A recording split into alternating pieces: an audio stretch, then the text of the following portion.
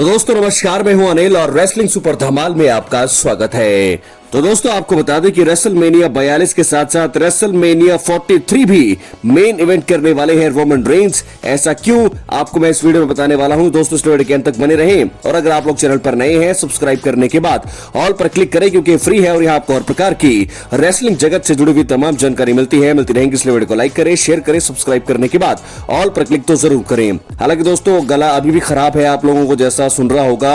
हालांकि दोस्तों मेरी कोशिश पूरी होगी कि मैं आपको अच्छे से समझा सकूं जो मैं कहना चाहता हूं। तो दोस्तों बात कर लेंगे सबसे पहले रोमन रेंस की।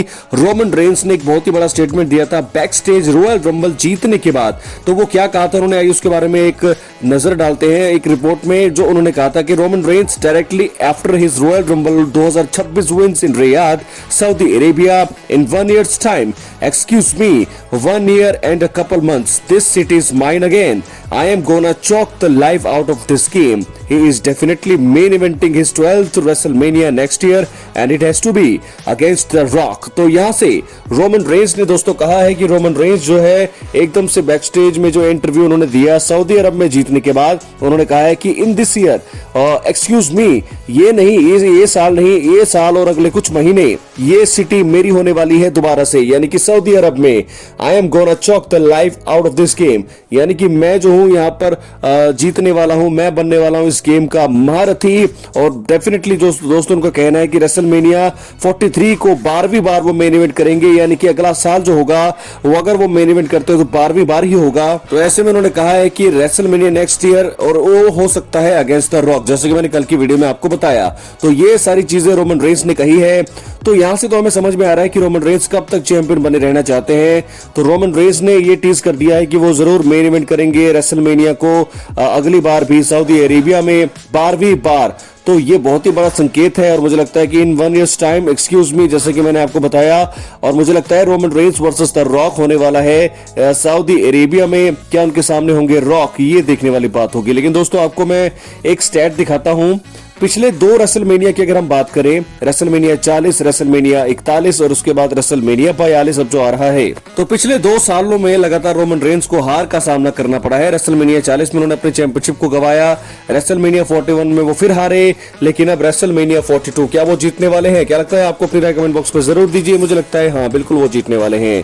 लेकिन ये नजारे रेसलमेनिया 43 रोमन रेंस के पास होगी वर्ल्ड हेवीवेट चैंपियनशिप, जो वो जीत चुके होंगे सीएम पंक के साथ। और मुझे लगता है कि ये चीजें हमें नजारे जो है देखने को मिलेंगे अगले साल रेसलमेनिया 43 में सऊदी अरेबिया में। तो इसके चांसेस सबसे ज्यादा यहाँ पर नजर आ रहे हैं। और जैसा कि रोमन रेंस ने कहा कि वो नहीं इस साल नहीं बल्कि अगले साल भी उनकी यही सिटी उनकी होगी और वो बनेंगे यहाँ पर बहुत ही बड़े महारथी। तो दोस्तों Roman Reigns versus the rock, ये मैं भी देखना चाहता हूं क्योंकि रेसलमेनिया 43 जो कि सऊदी अरब में होने वाला है रेसलमेनिया, यही एक मौका है और एक आखिरी मौका है जहां पर रोमन रेंस और रॉक करवाया जा सके। तो क्या लगता है आपको? अपनी राय कमेंट बॉक्स में जरूर दीजिए। क्या हम जरूर Roman Reigns versus the rock WrestleMania 43 में देख सकते हैं? क्योंकि रोमन रेंस ने जिस प्रकार कहा है कि वो इस सिटी को दोबारा अपना बनाना चाहते हैं, और दोस्तों चांसेस पूरे मुझे भी लग रहे हैं कि ऐसा होने वाला है। क्योंकि अगर रोमन रेंस ने क्लेम किया है कि वो 12वीं बार जो है रेसलमेनिया को मेन इवेंट करेंगे वो भी नेक्स्ट ईयर ही, तो जरूर नेक्स्ट ईयर तो ऐसा नहीं है कि सीएम पंक, कोडी रोड्स या ड्रू मैकिंटायर उनके सामने होंगे। एक बड़ा सुपरस्टार, एक बड़ा आइकॉनिक सुपरस्टार जो कि ड्रीम मुकाबला हम लोग सब देखना चाहते हैं, रॉक ही नजर आने वाले हमें अगले साल रेसलमेनिया में। और हमें अच्छा लगेगा अगर ये सारी चीजें हो जाए। तो ये थी रोमन रेंस को लेकर के बहुत ही बड़ी अपडेट। अब हम बात करेंगे दोस्तों the beast incarnate Brock Lesnar की। तो दोस्तों हालांकि ब्रॉक लेसनर को रॉयल रंबल में बहुत ही बड़ी करारी हार का सामना करना पड़ा है और तब से लेकर अभी तक ब्रॉक लेसनर को लेकर के कोई भी अपडेट सामने नहीं आ रही है। हालांकि इतना पता है कि रेसलमेनिया 42 के लिए वो एडवर्टाइज्ड हैं और उनका मुकाबला होने वाला है, लेकिन किसके खिलाफ होगा इसके लिए मैं पहले भी आपसे वोटिंग कर चुका हूं और मैं पूछा था मैंने आपसे कि किसके साथ उनका मुकाबला हो सकता है, ब्रॉन ब्रेकर, ओबा फेमी या फिर गुंथर। तो बहुत सारे लोगों को लगता है कि ओबा फेमी और ब्रॉन ब्रेकर में से किसी एक के साथ उनका मैच हो सकता है। और फिलहाल दोस्तों रिपोर्ट्स के हिसाब से भी यही मुझे लगता है, क्योंकि Brock Lesnar versus Gunther match के बारे में तो नहीं ज्यादा बातें हो रही है बैकस्टेज। अब बातें हो रही है ब्रॉक वर्सेस ओबा फेमी, क्योंकि ये एक नए टैलेंट को आगे लाने का सबसे बड़ा मौका भी होगा। और ब्रॉक लेसनर जो है शायद मुझे लगता है कि इस मुकाबले को जीत सकते हैं, लेकिन हारने के चांसेस भी उतने ही ज्यादा हैं, क्योंकि अगर आपको नए स्टार को आगे पुश करना है तो बड़े सुपरस्टार को यहाँ पर हारना पड़ेगा, और ऐसा तो है, हमेशा से ही हमने देखा है। तो ब्रॉक लेसनर का अगला रिटर्न कब होगा दोस्तों, इसके बारे में कुछ भी अपडेट नहीं है। हम चाहते थे बड़ी जल्दी उनका रिटर्न हो ताकि पता लगे कि उनकी राइवलरी किसके साथ होगी, क्या गुंथर या फिर ओबाफेमी या फिर ब्रॉन ब्रेकर।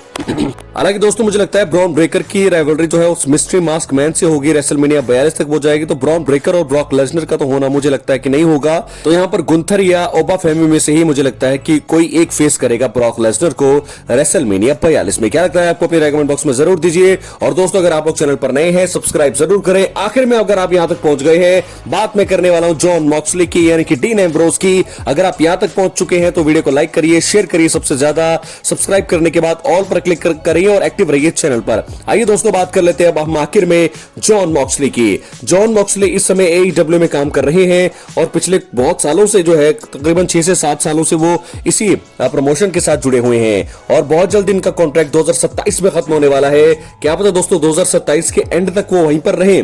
लेकिन क्या लगता है आपको, सऊदी अरब नेक्स्ट ईयर, क्या रॉयल रंबल 2027 में होने वाली है डीन एम्ब्रोज यानी कि जॉन मॉक्सली की WWE में वापसी? इसके बारे में थोड़ी सी बात हम लोग कर लेते हैं। दोस्तों बता दें आपको कि ब्रॉक लेसनर रिटायर हो जाएंगे शायद इस साल, एजे स्टाइल्स रिटायर हो चुके हैं और भी एक दो नाम है जो रिटायर होने वाले हैं WWE की दुनिया से। तो ऐसे में जब डीन एम्ब्रोज, क्योंकि उनका भी रिटायर एक सबसे बड़ा रिटायर मुझे लगता है कि डीन एम्ब्रोज का ही है और इसके अलावा तो मुझे कोई रिटर्न नजर आता नहीं है।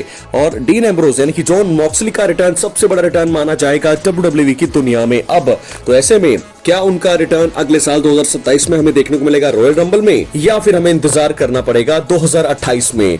तो हालांकि चांसेस ज्यादा है 2027 के रॉयल रंबल में ही, क्योंकि 27 शुरू होगा और शायद जो है अगर स्टार्टिंग में ही उनका कॉन्ट्रैक्ट खत्म होता है, हालांकि इतना पता नहीं कि उनका कॉन्ट्रैक्ट 2027 में कब तक है, अगर स्टार्टिंग में ही उनका कॉन्ट्रैक्ट खत्म हो जाता है तो शायद मुझे लगता है कि वो फ्री हो जाएंगे और बड़ी जल्दी जो है रोमन रेंस और सेथ रॉलिंस की राइवलरी में इन्वॉल्व होंगे।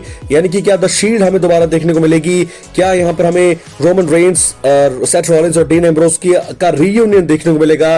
ये सब कुछ डीन एम्ब्रोज की वापसी पर ही डिपेंड करेगा। लेकिन फिलहाल अभी के लिए दोस्तों, क्योंकि आना तो उनको है और बहुत सारे लोग चाहते हैं कि डीन एम्ब्रोज की वापसी जल्दी से जल्दी WWE में उन्हें देखने को मिले, चांसेस तो ज्यादा हैं। लेकिन रेसलमेनिया 43 में भी वो मैच लड़ते हुए नजर आ सकते हैं सऊदी अरेबिया में, जो कि पहली बार हो रहा है।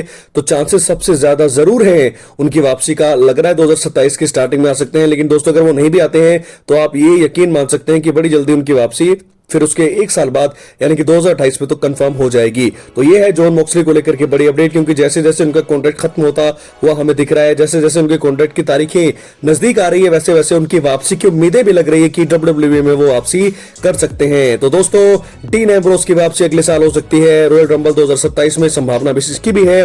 क्या होने वाला है, बहुत सारे अपडेट्स मैंने आपको दे दिए। दोस्तों अगर आपको वीडियो अच्छी लगी, वीडियो को लाइक करिए, सबसे ज्यादा शेयर करिए, एक्टिव रहिए चैनल पर। मिलते हैं वीडियो में, बहुत बहुत धन्यवाद।